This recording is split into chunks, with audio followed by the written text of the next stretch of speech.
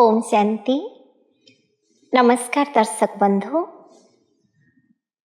गत पर्याये आमे आलोचना करिथिले संसार चिरंतन सत्य जहाँ आमे स्वीकार करिबा को पड़िबो। प्रत्येक व्यक्तिंक पई जहाँ दिन आसे से मृत्यु परे। आज आमे आगको बढ़िबा। मृत्यु प्रत्येक व्यक्तिंक पई जो आसे से मृत्यु पूर्वर मनुष्य प्रस्तुत ही थाए कि न ही थाए, ताहा मृत्यु समय से निजर जीवन को कैलकुलेट करि थाए। आ मृत्यु परे प्रत्येक व्यक्तिंक मुखरु जना पड़ी थाए व्यक्ति जनक स्वर्ग को गले कि नरक को गले। मृत्यु को तो समस्ते आमे मानु बा न मानु, निश्चित भावरे मृत्यु दिने आसीबो। एटा आमे संसार समस्तंक ठारू सुनिछे। तेणु व्यक्ति जदि ताको अस्वीकार भी करे ताहले मध्य ताहा मो द्वार देशरे दिने उपस्थित होई थाए। थरे एहिपरि जणे व्यक्ति महात्मा बुद्धंक पाहाकु जाइछंती। आउ तांको कहिछंती, बुद्ध जी आपण मते ए प्रकार गोटे शब्द कहंतु जो शब्द आधार मनीष मृत्यु को टाली दे पारिबो, अर्थात ता जीवने मृत्यु आसीबनी।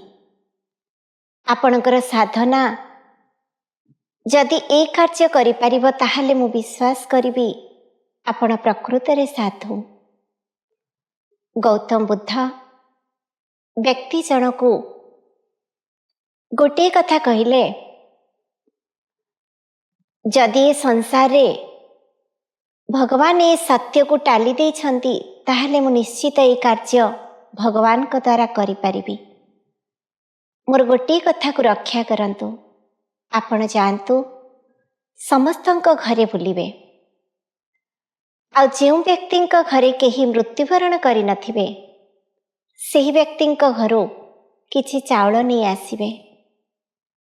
से चाउल रंधा हैला परे ताको खाइले के मृत्युवरण करिवेनी। व्यक्ति जनक खुशी होई गले। ग्रामर प्रत्येकंक घरे से बुली आसले, किंतु एमिति कौनसी व्यक्ति पाइलेनी जहांक घरे कि मृत्युवरण करि नाहंती। समस्तंक घरे बुलिबा बेले से पचारि थिले, आज्ञा आपण मते चाउल टिके देबे, किंतु देबा पूर्वरु आपणक घरे जदि केही मृत्युवरण करि नथिबे ताहाले मु ताको स्वीकार करिबी। किंतु काहांक ठारू ए उत्तर से पाइलेनी, हाँ आज्ञा आम घरे के मृत्युवरण करि नाहंती। व्यक्ति जनक शेषरे निराश होई आसीछंती। आ बुद्धजी को पाद तले पड़ीछंती। बुद्धजी मु वर्तमान सारा ग्राम बुली आसिली, किंतु केही जणे व्यक्ति एमिति कहिलेनी जे आम घरे के मृत्युवरण करि नाहंती। गौतम बुद्ध व्यक्ति जनकु खूब नम्रतार सहित कहिले, बाबूजी ए संसार जहाँ भगवान करिछंती ताहार किछि रहस्य अछि, तेणु ताको हमको स्वीकार करिबाको पड़िबो। गोटे मंजी पोती देले गछ हुए, सेथिरो अनेक मंजी सृष्टि ही थाए। तेणु ए संसार ये निश्चित सत्य, जो सत्यतार किछि कल्याण रही। गोटे आत्मा शरीर रूपक वस्त्र परिधान करे, पुनर्बार से वस्त्र को त्याग करे, पुनर्बार आउ गोटे नुआ वस्त्र को धारण करे। ଏଇଟା ଅନେକ ସାଧୁ ସନ୍ନ୍ୟାସୀମାନେ ମଧ୍ୟ ସ୍ୱୀକାର କରିଛନ୍ତି। ତେଣୁ ଆମେ ମଧ୍ୟ ଗୀତାରେ ଶୁଣିଛେ, ଯାହା ଭଗବାନଙ୍କର ମହାବାକ୍ୟ, ବାଂସାସି ଜନ୍ନାନି ଯଥା ବିହାୟ ନବାନି ଗୃହ୍ୟତି ନରୋପରାଣୀ ତଥା ଶରୀରାଣି ବିହାୟ ଜିନ୍ନା ନ୍ୟନାନି ସଞ୍ଜାତି ନବାନି ଦେହି। ବାସ୍ତବରେ ଏହି ଶରୀର ଆତ୍ମାର ଏକ ବସ୍ତ୍ର। ଯେତେବେଳେ ଆତ୍ମା ଶରୀର ଛାଡ଼ିଦିଏ, ତା ପୂର୍ବରୁ ତା ପାଇଁ ଆଉ ଗୋଟିଏ ବସ୍ତ୍ର ତିଆରି ହୋଇଥାଏ। ଆଉ ଏ ବସ୍ତ୍ର ଛାଡ଼ିଲା ପରେ ସେ ପୁନର୍ବାର ଆଉ ଗୋଟିଏ ମାତୃଗର୍ଭରେ ପ୍ରବେଶ କରେ, ଆଉ ଗୋଟିଏ ନୂଆ ବସ୍ତ୍ର ନିଏ। ଜନ୍ମ ହେବା ପରେ ସେ ନିଜକୁ ପୁଣି ପରିଚୟ ପାଇବା ପାଇଁ ଚେଷ୍ଟା କରେ, କୁଆଁ କୁଆଁ ରାବରେ, ମୁଁ କିଏ, ମୁଁ କିଏ। ହାତ ଯୋଡ଼ି ଭଗବାନଙ୍କୁ ସେ ପ୍ରାର୍ଥନା କରେ, ହେ ଭଗବାନ, ମୋତେ ଏ ଗର୍ଭ ଜେଲରୁ ଉଦ୍ଧାର କରନ୍ତୁ। ନିଜର ପାପର ହିସାବ ସେ ଗର୍ଭ ଜେଲରେ କରିଦେଇଥାଏ। ଆଉ ଆସିଗଲା ପରେ ସେ ଭଗବାନଙ୍କ ପାଖରେ ନମ୍ର ନିବେଦନ କରେ। ଏ ଚିରନ୍ତନ ସତ୍ୟକୁ ସିଏ ବୁଝିପାରେ, ଜାଣିପାରେ। କିନ୍ତୁ ସମୟର ଚକ୍ରରେ, ନିୟତିର ଖେଳାରେ ଭୁଲିଯାଏ ପୁଣି ସେ ଜୀବନର ଖେଳ।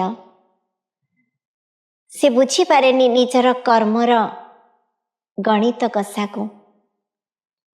ଭାବିନିଏ ଯେ ମୁଁ ଏ ସଂସାରକୁ ଆସିଛି ମାନେ ମୁଁ ସବୁଦିନ ପାଇଁ ଏ ସଂସାରରେ ନିଜର ଖେଳ କରି ଚାଲିବି।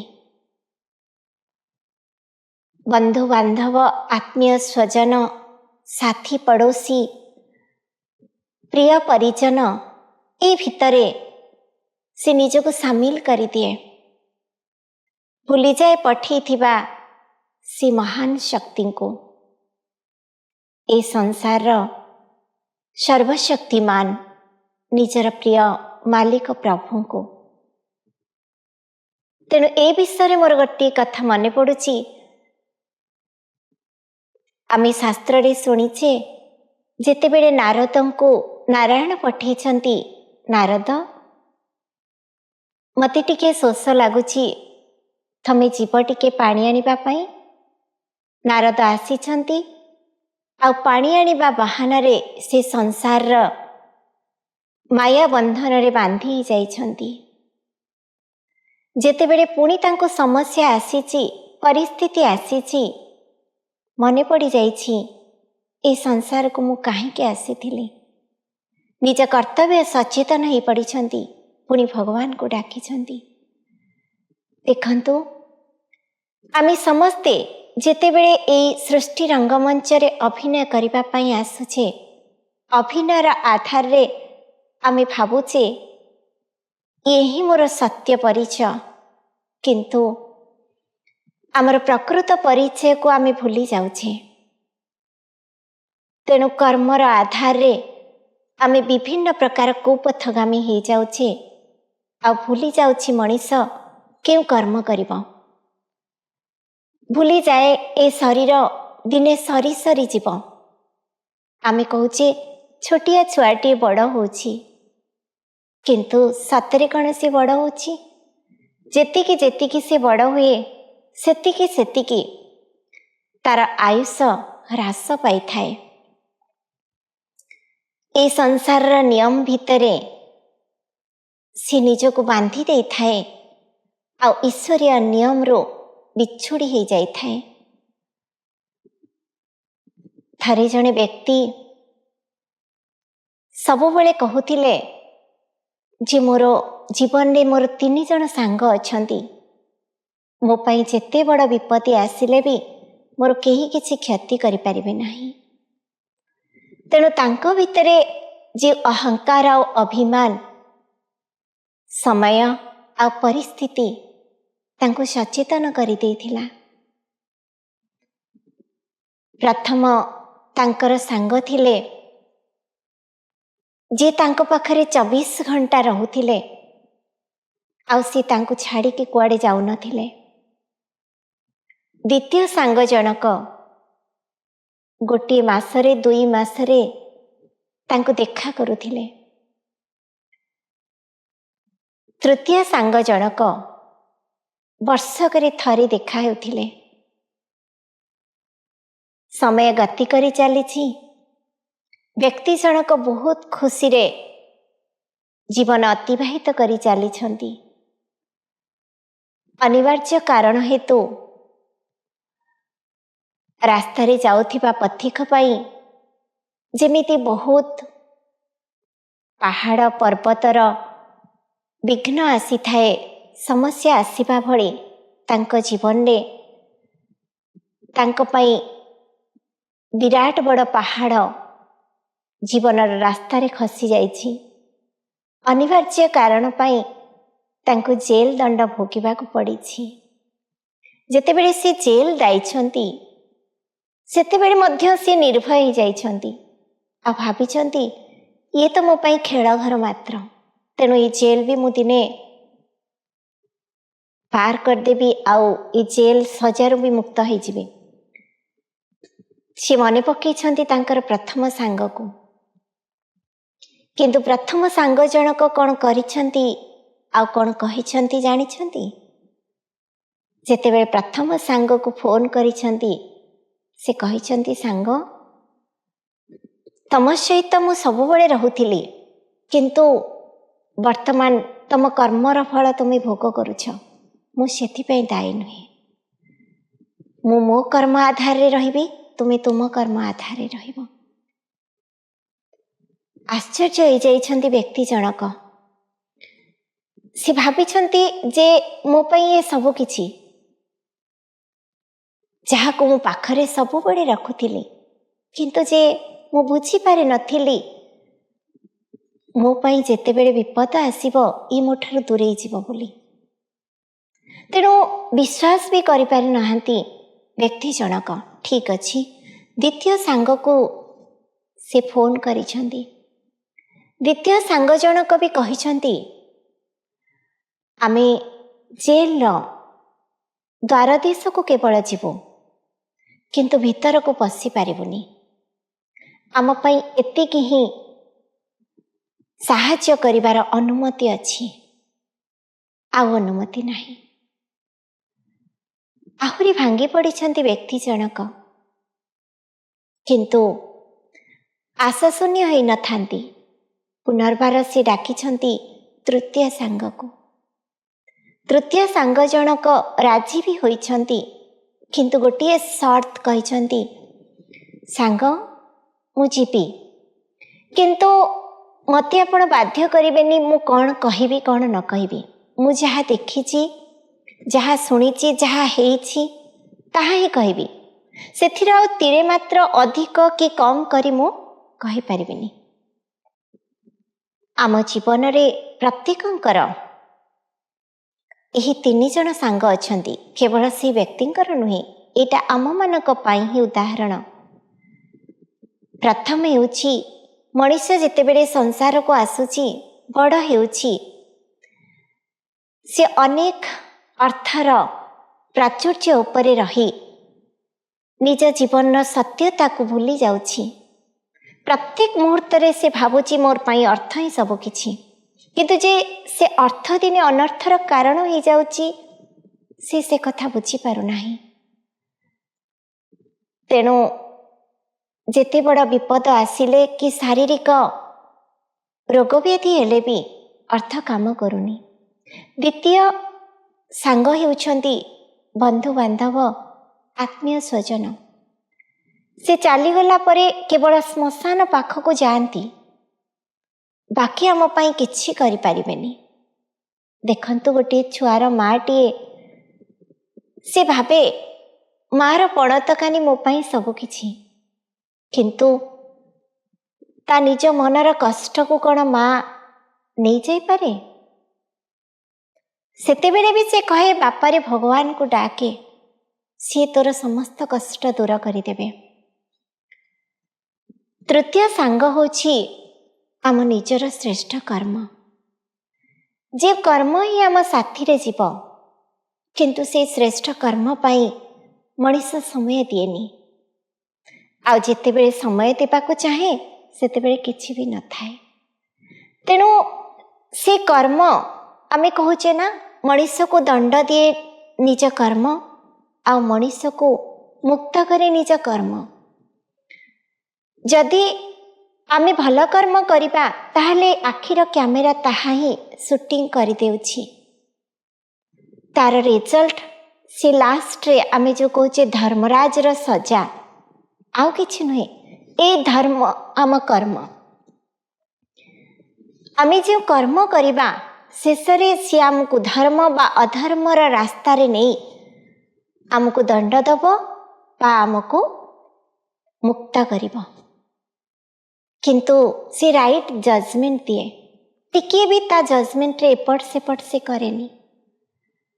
हुए तो कौनसी व्यक्ति भूल कहीदे पारे साक्षी है किंबा ठीक कहीदे पारे लांच नहीं, किंतु निजर आत्मा जो देखुछि आमे निजको कहूचे साक्षी द्रष्टा। निजर अंतरात्मा निजर आत्मा ही साक्षी है आम कर्म को देखुछि। कहा जाए आजिर विज्ञान जुगरे प्रत्येकंकर कर्म को देखिबा पाई ऑफिस र कारोबार को देखिबा पाई आज चारिपटे सीसी कैमेरा रखी देछि, किंतु अदृश्य भावरे परमात्मांकर जो सीसी कैमेरा आज सारा विश्व को देखुछि ताहा हुए तो आमे देखि पारुने, किंतु से तो देखुछि ना सबो जिनस शूटिंग हे चली। आम अंतरात्मा भी से शूटिंग रे सामिल हेछि। आमे जहाँ कर्म करुचे सी मध्य ता डायरी रे लिखि देउछि, से ही साक्षी हब अंतिम पर्याय रे निजे मनीष निजर साक्षी द्रष्टा हब।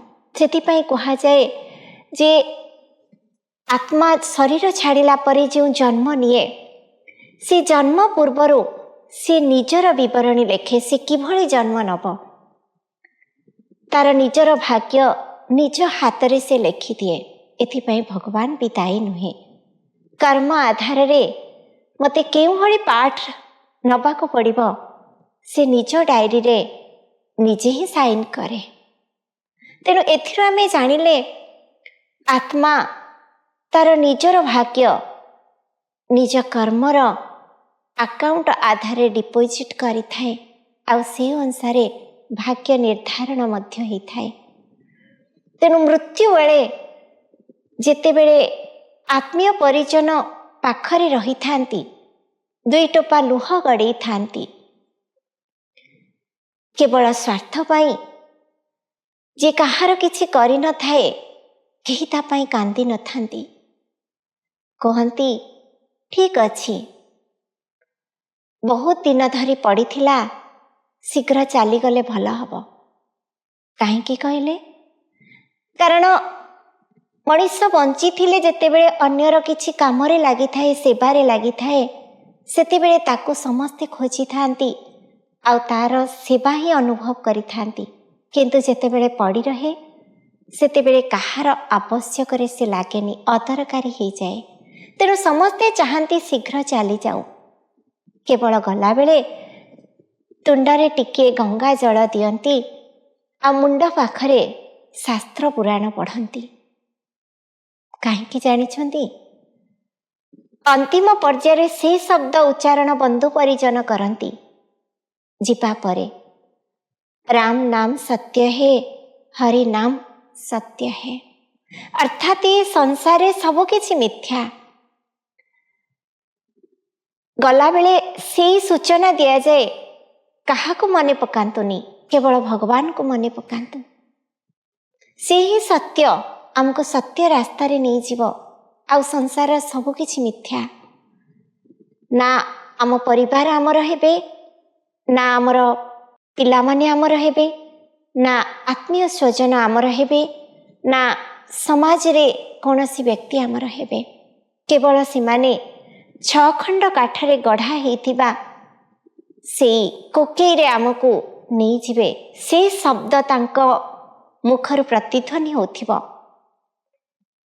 ସେଇ ସୂଚନା ସେ ଆମକୁ ଦେଉଛନ୍ତି, ଅର୍ଥାତ୍ ମୃତ ବ୍ୟକ୍ତିକୁ ଦେଉଛନ୍ତି, କିନ୍ତୁ ନିଜ ପାଇଁ ଅନୁଭବ କରିପାରୁନାହାନ୍ତି।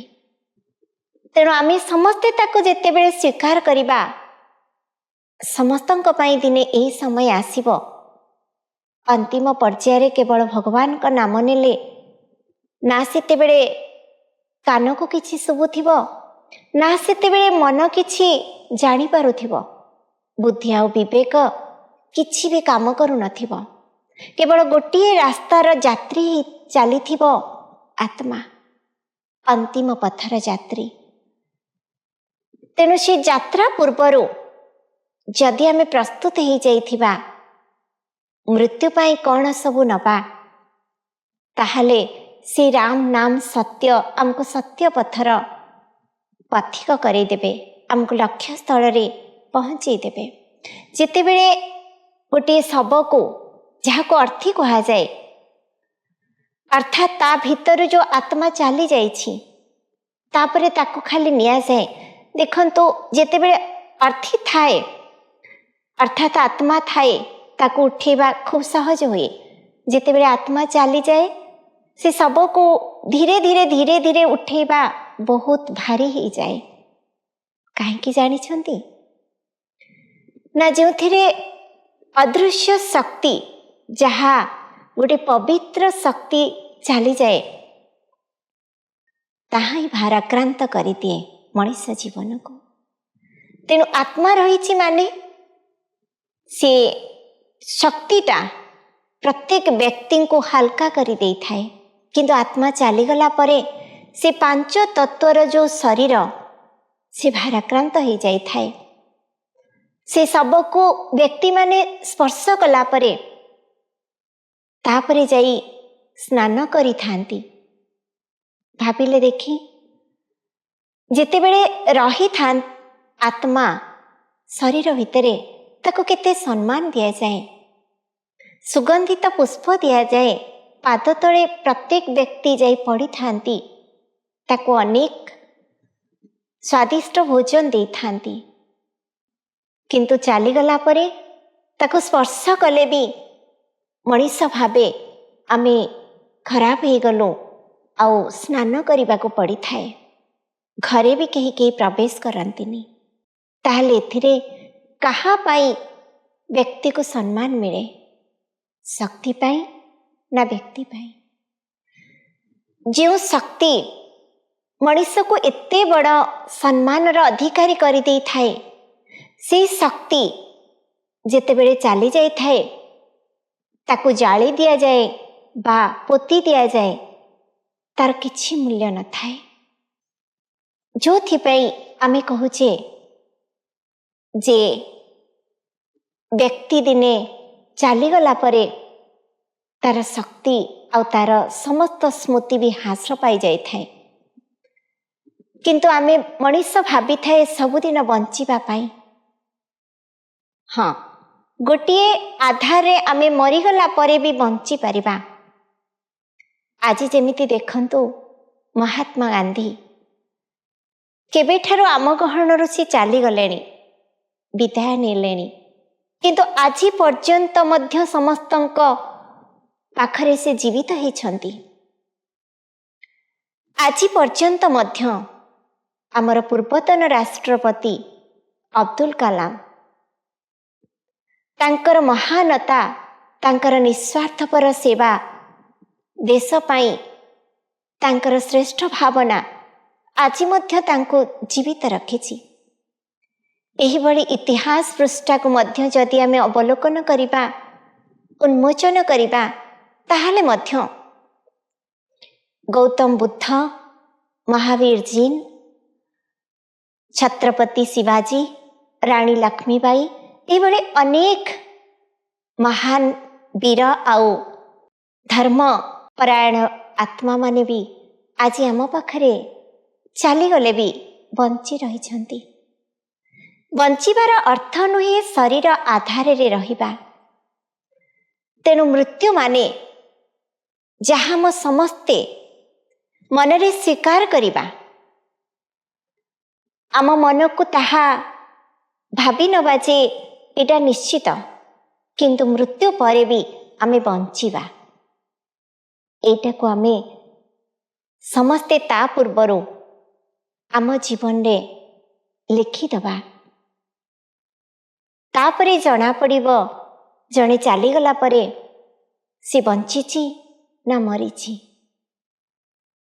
डॉक्टर माने तो टेस्ट करी जानी पारुछंती, किंतु ए संसारे प्रत्येक मनुष्य आत्मा मृत परे जानी पारंती जणे व्यक्ति बंचिची कि मरीची। तार कर्म ही ताकू स्वर्गपथर यात्री करे, आउ तार कर्म ही ताकू नरकगामी करि थाए।